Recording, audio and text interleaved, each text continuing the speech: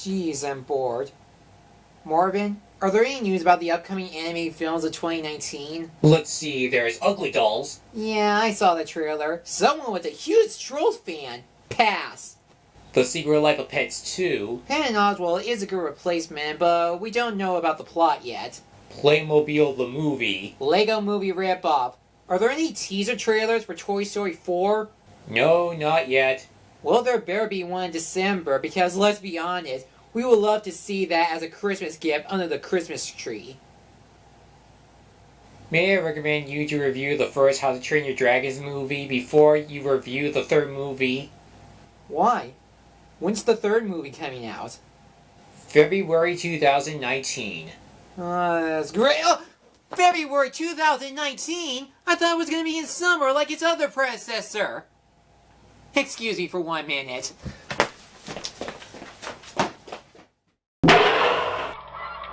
No, that's not it.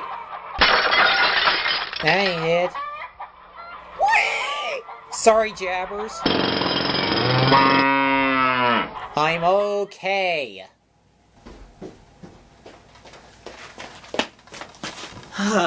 Here it is. What can I say? One of DreamWorks' most popular franchises.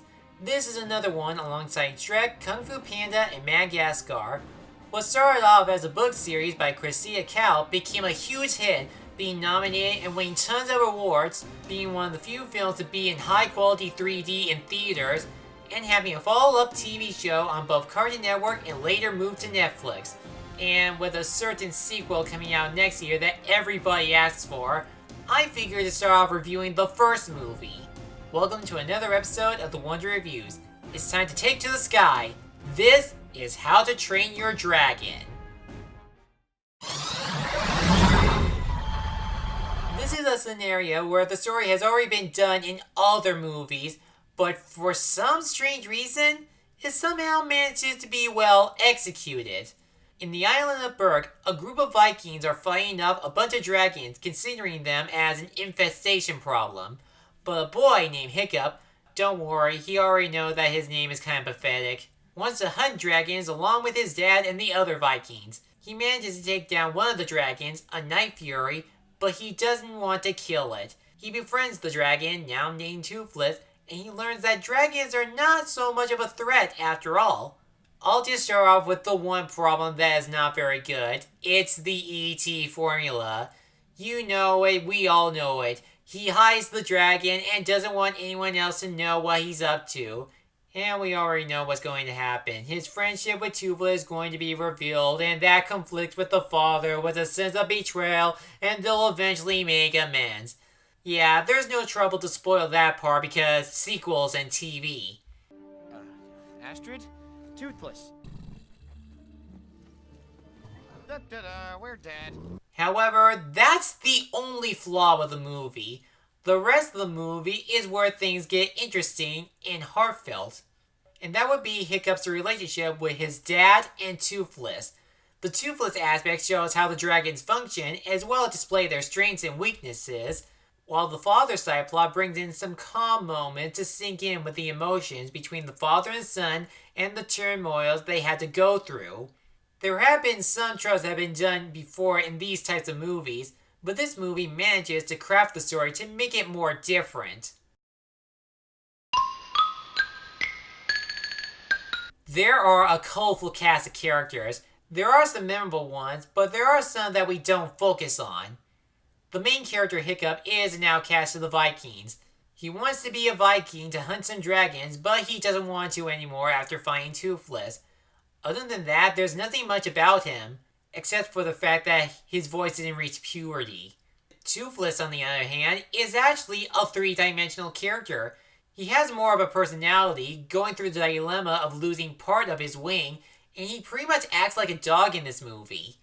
As for their relationship, it is the main focus and the heart of the movie. They represent that even though they're different species, they're not so threatening to each other after all. There is also Stoic, Hiccup's dad, who is a bit disgraceful to Hiccup's antics. He doesn't fully neglect him as, say, Buck Cluck from Chicken Little, because unlike that character, he actually wants to make a compromise with his son and continue to be a family. As for the rest of the characters, their role is to simply be the comic relief of the movie, with the exception of Astrid, who is the strong, independent woman and Hiccup's love interest. You got the know-it-all plum kid, Fishlegs, the self-proclaimed warrior, Snotlout, the Tweedledee and Tweedledum, Tough Nut and Rough Nut, and Gobbles, the dragon mentor and the voice of reason for both Hiccup and Stoic. And that's why he's my favorite comic relief of the film. They may not be fleshed out characters, but you'll get used to them with their likability and charm they bring to the movie.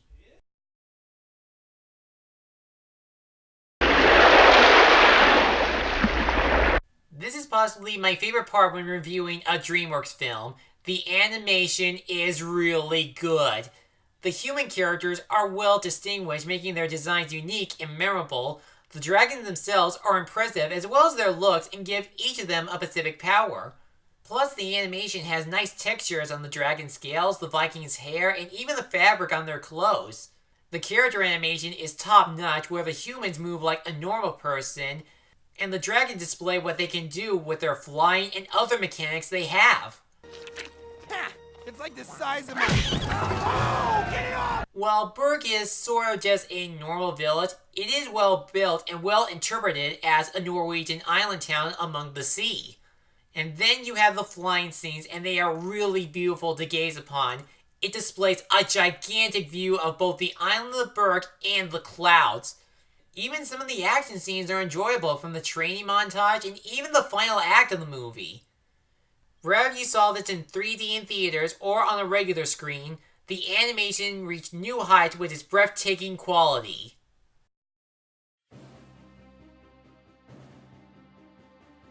How to Train Your Dragon is a good introduction to the franchise with a well-crafted plot, likable characters, and some great animation.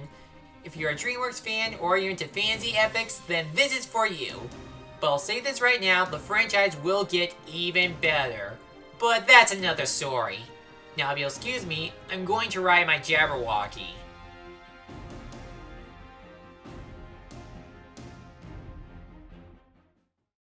Thanks for watching this video. If you enjoyed this, feel free to like, comment, and subscribe me for a new review and other project every week. I'll see you soon.